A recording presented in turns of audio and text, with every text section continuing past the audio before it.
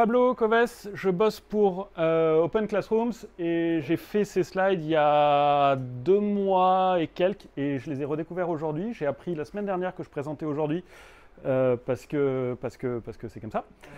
Et du coup, c'est une presse que j'ai faite pour, à destination des devs de la boîte pour expliquer un peu ce qui se passait du côté DevOps et ce qu'on voulait mettre en place pour eux pour l'intégration et le déploiement de leurs applications. Du coup, c'est tourné comme une petite histoire où il y a un DevOps, c'est moi, et j'écris du code de DevOps. Donc j'écris du code Terraform pour... on déploie nos trucs nos ressources dans AWS, donc ça va régler toutes les ressources qu'on a besoin sur le cloud AWS.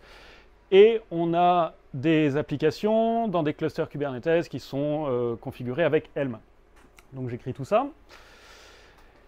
Et je le déploie parce que les devs en ont besoin. Donc voilà, je déploie mon code Terraform, puis je déploie mon code Helm. Et tout va bien dans le meilleur des mondes. Sauf qu'on n'est pas des sauvages, on a différents environnements de testing et de production. C'est super cool quand c'est pas les mêmes. Et en vrai, bah, je suis pas tout seul, hein. On est une équipe. Du coup, on a nos codes versionnés sur Git qui sont ensuite déployés sur l'ordinateur de quelqu'un d'autre. Sauf que quand on fait ça, ben, il y a une tétrachée de choses qui peuvent très mal se passer. Déjà, si on a 2 personnes de l'équipe qui veulent bosser ensemble à peu près sur les mêmes ressources, il peut y avoir des problèmes de synchronisation. Si on a Alice et Bob qui bossent sur la même chose, potentiellement, ils vont déployer ou altérer ou supprimer des ressources, que ce soit côté AWS ou côté Kubernetes. Et comme on est informaticien, on ne se parle pas, donc potentiellement, on casse le truc de la personne d'à côté. C'est pas ouf, on n'a aucune idée de ce qui se passe dans notre infra. Alors c'est peut-être un peu bas pour les gens du fond, mais en gros, on connaît tous ce même. Quelqu'un qui demande comment faire mieux. Alors, on pète tout, on avance, on déploie en prod, ce qui est à peu près la même chose. Et puis là, il y en a un qui fait « Ouais, mais ce serait quand même super cool de tester. » On sait ce qui se passe quand on demande à tester.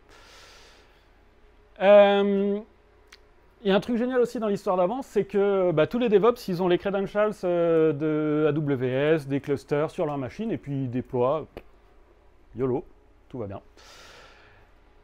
Et sans parler de problèmes techniques, il y a toujours le problème humain.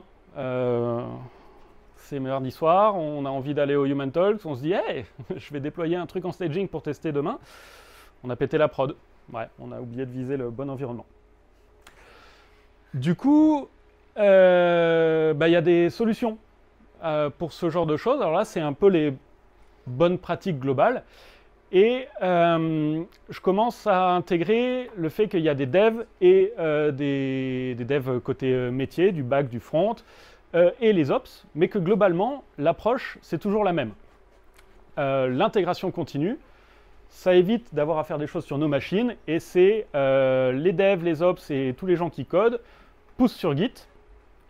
Quand on pousse, ça lance des pipelines d'intégration continue qui vont tester et builder ce qu'on a poussé.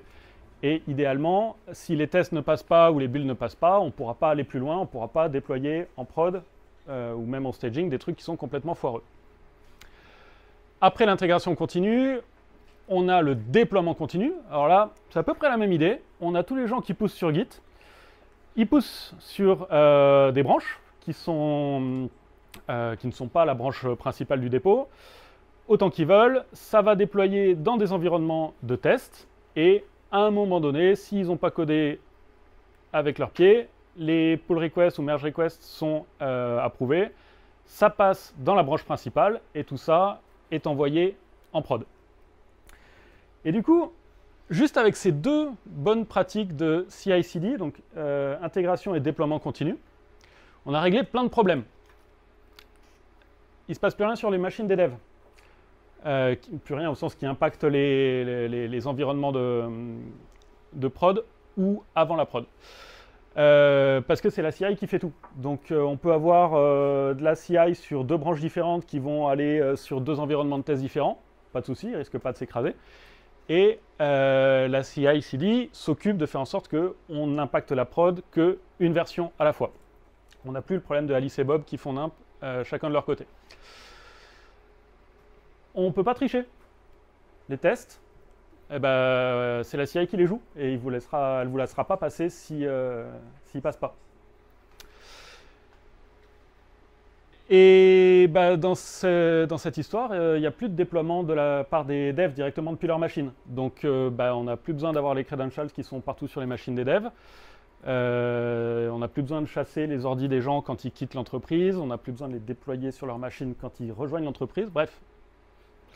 Et le seul truc qui reste, bah, on est très fort. Hein. On arrivera toujours à foutre un truc en l'air.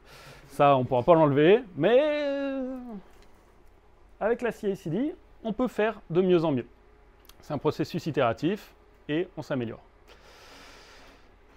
Je suis passé très rapidement sur le déploiement. Je vais juste vous parler de deux types de déploiements différents. Push-based, le suivant c'est pull-based. Le push-based, le principe c'est les devs code, poussent sur Git. La CI va builder les images Docker s'il y en a, des assets statiques s'il faut déployer sur des CDN, etc. Et ensuite, quand les tests et les builds sont terminés, la CI va mettre à jour un dépôt purement d'infrastructure qui dit bah, voilà, maintenant tu vas me déployer telle version dans tel environnement. Et il y a une petite boucle de déploiement continu qui va pousser cette nouvelle configuration. Et donc là, on a quand même des credentials du cloud et des clusters qui sont dans les pipelines. C'est par opposition au pull-based, c'est vraiment petit pour les gens du fond, je pense. C'est par opposition au pull-based où là, on n'a plus cette deuxième itération de pipeline. À l'inverse, ce qu'on a, c'est un opérateur qui est directement déployé dans les clusters de travail et qui va surveiller les assets et la configuration. Et quand il va voir une mise à jour ici, il va la propager sur les environnements et sur les clusters. Un très gros avantage de ce truc-là, c'est que si quelqu'un, avec ses gros doigts, vient modifier la config des clusters parce que, allez savoir, il y a quelqu'un qui se dit je suis vraiment le meilleur, je vais aller régler ça en vitesse, et bien lui, il va voir qu'il y a une différence entre ce qu'il y a dans les clusters et ce qu'il y a dans la conf, et il va faire not on my watch, et il va remettre la config, et c'est toujours Git qui a toujours raison. Et vu que c'est merveilleux, et que comme je vous le disais tout à l'heure, on n'est pas des sauvages et on a plusieurs environnements, et bien ce qui est formidable, c'est qu'on peut avoir un seul opérateur qui va s'occuper de staging, de testing, de prod, de pré-prod, de tout ce que vous voulez.